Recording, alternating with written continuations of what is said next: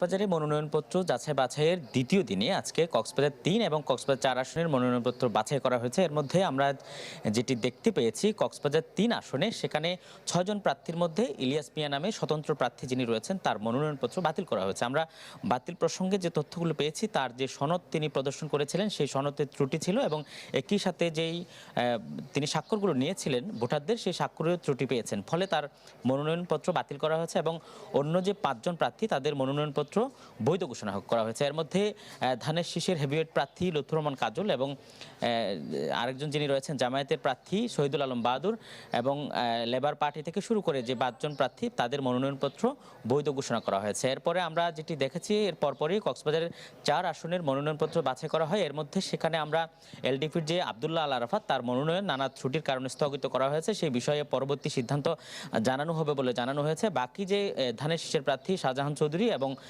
জামায়াতের প্রার্থী নূর আহমদ আনোয়ারি দুজনেই, একজন জেলা জামায়াতের আমির আরেকজন জেলা বিএনপির সভাপতি, দুজনে হেভিওয়েট প্রার্থী, তাদের মনোনয়নপত্র বৈধ ঘোষণা করা হয়েছে। একই সাথে আজকে টোটাল ১১ জন প্রার্থীর মধ্যে দুজনের মধ্যে একজনের মনোনয়ন অবৈধ বাতিল এবং আরেকজনের মনোনয়ন স্থগিত করা হয়েছে। বাকি ৯ জনের মনোনয়নপত্র বৈধ করা হয়েছে। এর আগে গতকাল আমরা যেটি দেখেছিলাম কক্সবাজার ১ এবং কক্সবাজার ২ আসনে সেখানে মনোনয়নপত্র যাচাই বাছাই করতে গিয়ে আমরা যেটি দেখেছি কক্সবাজার ২ আসনে জামায়াতের যিনি প্রার্থী, জামায়াতের দলটির কেন্দ্রীয় যে সহকারী সেক্রেটারি জেনারেল রয়েছে হামিদুর রহমান আজাদ, তার মনোনয়নপত্র একটি মামলার জটিলতার কারণে তার মনোনয়নপত্র বাতিল করা হয়েছে এবং সেই বিষয়ে তিনি গতকাল রাতে সাংবাদিকদের ব্রিফিং দিয়েছিলেন। সেখানে তিনি যেটি বলছেন যে পক্ষপাতদুষ্ট হয়ে তার মনোনয়ন বাতিল করা হয়েছে। যদিও রিটার্নিং কর্মকর্তা যেটি বলছেন যে একটি মামলার যে জটিলতা সংক্রান্ত কাগজগুলো নথিপত্র তিনি উপস্থাপন করতে পারেননি, ফলে তার মনোনয়নপত্র বাতিল করা হয়। তবে এই বিষয়টি আগামী যে শুনানির যে ধার্য দিন রয়েছে সেখানে তারা আপিল করতে পারবেন।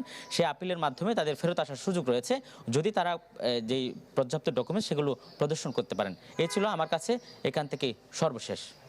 নতুন এবং ফিরে আসা গ্রাহকদের জন্য নগদে চলছে ক্যাশব্যাক সহ প্রতিদিন হাজারো উপহার জেতার সুযোগ। হবে আশা আর ফেরা, সারপ্রাইজ সেরা।